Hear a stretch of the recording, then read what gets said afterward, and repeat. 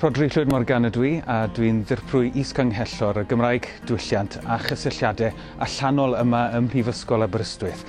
A dibyn y ffilm yma yw i gyflwyno i chi y cynllun iaith Gymraeg newydd ym Mhrifysgol Aberystwyth. Mae'r cynllun yn syml iawn yn egluro shwt i ni'n delio gyda'r cyhoedd ac yng nghyswllt y brifysgol mae'r cyhoedd yn cynnwys myfyrwyr, staff a hefyd y gymdeithas gyfan yn yr ardal hon sydd yn ardal lle mae canran uchel o'r bobl yn siarad Cymraeg.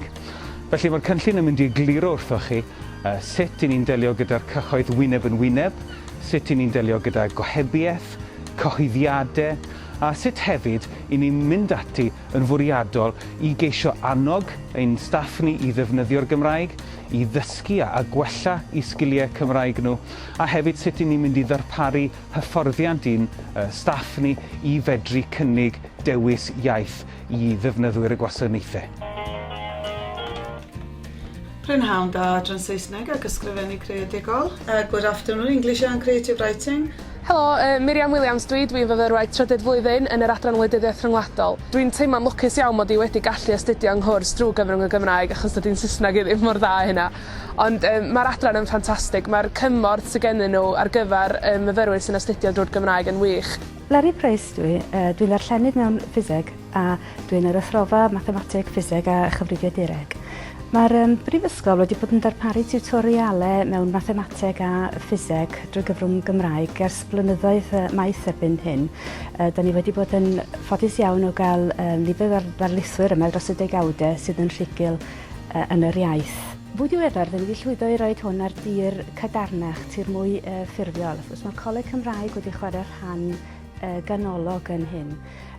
Erbyn hyn mae gen yr athrofa 4 darlithydd sydd â dyletswyddau penodol am ddysgu cyfrwng Cymraeg. Hi, I'm Jackie Sace, Institute Manager for Geography, History and Politics. And we've been quite busy at the moment trying to work out our admin structures and how we're going to fit in the bilingual policy into our everyday working lives. So we hope to have a few little informal sessions over coffee where Gwennan can take us through how to answer the phone, how to greet people and how to say good morning, good afternoon, and just to be sort of make sure we promote the bilingual environment of the university.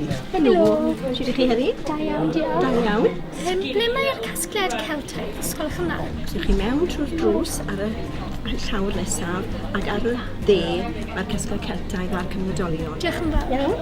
Fy enw i ydi Bethan a fi'n dod yn greiddiol o Gaerdydd a fi'n studio Cymraeg yn Aberystwyth yn y llawer o cyfle i siarad Cymraeg. A ni wedi eleni fi'n clywed o Cymdeithas Cymraeg a Iaith a mae'n rhoi cyfle i pobl siarad a wella eich Gymraeg.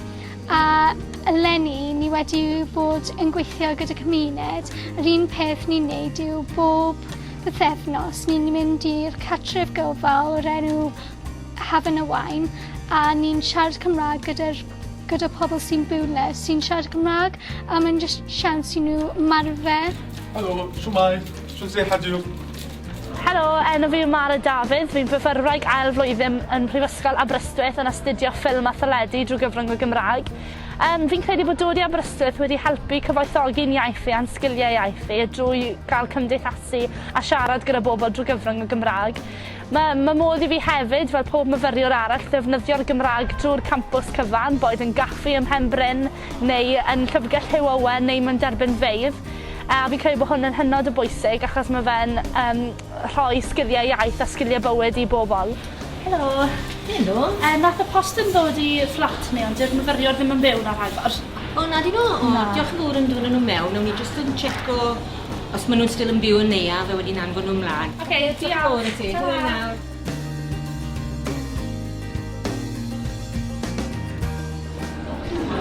Fi gael paned i ti? Ie, wrth gwrs. Helo, fe nhw yw Gareth Lloyd Roberts a fi yw cyfarwyddwr canolfan y celfyddydau yma yn Aberystwyth. Mae'n bwysig i ni bod canolfan y celfyddydau yma yn Aberystwyth yn adeilad dwyieithog ac wrth hynny, be dwi'n feddwl yw dwi eisiau i'r staff mwynhau i weithio mewn awyrgylch dwyieithog.